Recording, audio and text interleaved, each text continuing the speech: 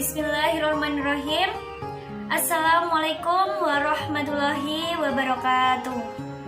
Sebelumnya, perkenalkan nama saya Dina Luki Yohana dari kelas PGMI-A dengan NIM 2031800034 akan memaparkan sedikit materi tentang pengarusutamaan gender di Indonesia.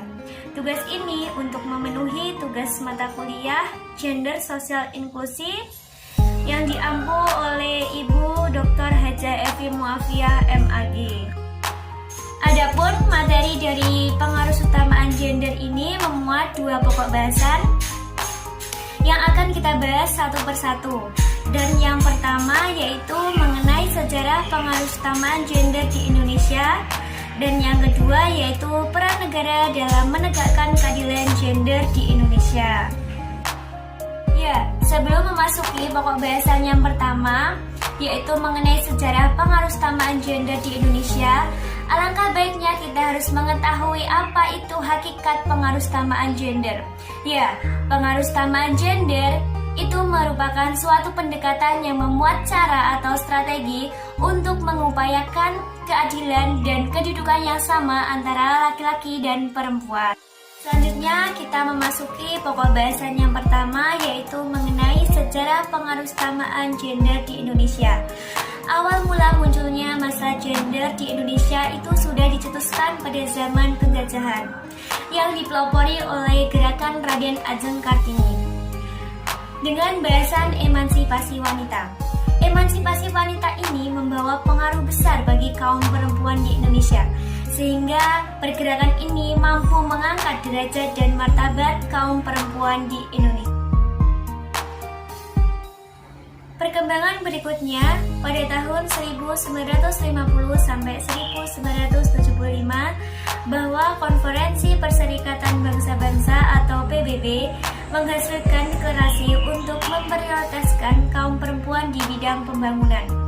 Kemudian disusul pada tahun 1998 di Indonesia mengalami perubahan di bidang politik sehingga berimplikasi pada gerakan sosial politik yang termasuk dengan gerakan perempuan. Dari tahun ke tahun, gender mengalami perkembangan yang besar sehingga memasuki era globalisasi ini. Pada era ini ditandai dengan adanya kemajuan peranan perempuan bukan hanya sebagai pendamping laki-laki saja, namun perempuan harus pandai bersosialisasi di tatanan masyarakat, seperti halnya wanita karir. Sehingga pada era ini, gender ditinjau kembali guna untuk menyetarakan keadilan.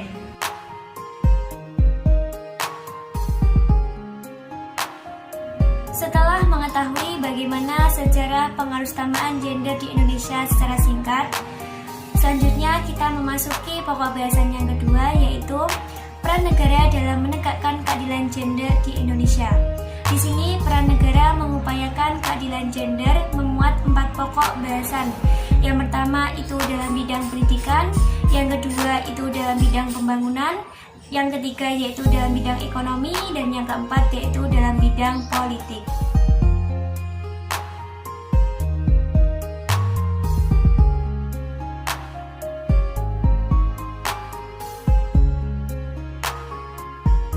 Yang pertama kita bahas yaitu mengenai peran negara di dalam pendidikan.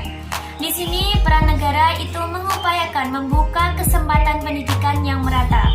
Yang kedua yaitu menghapus semua bentuk ketimpangan gender seperti jurusan maupun program studi baik tingkat menengah maupun tingkat tinggi. Dan yang ketiga yaitu memberikan kesempatan dan peluang bagi kaum perempuan untuk berpartisipasi secara optimal.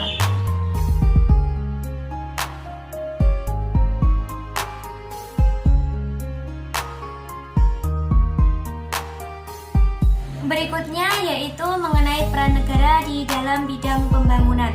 Yang pertama yaitu menghapus adanya perbedaan. Pada hakikatnya laki-laki dan perempuan itu memiliki hak dan peluang yang sama. Dan yang kedua yaitu mengembangkan kebijakan peraturan tentang persamaan gender.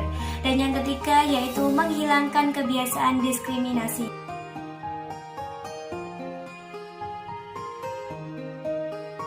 Kemudian disusul peran negara dalam menyetarakan keadilan gender di bidang ekonomi. Yang pertama yaitu melakukan pemberdayaan ekonomi perempuan. Yang kedua yaitu meningkatkan produktivitas ekonomi perempuan. Dan yang ketiga yaitu memberikan fasilitas yang memadai guna untuk menunjang perekonomian.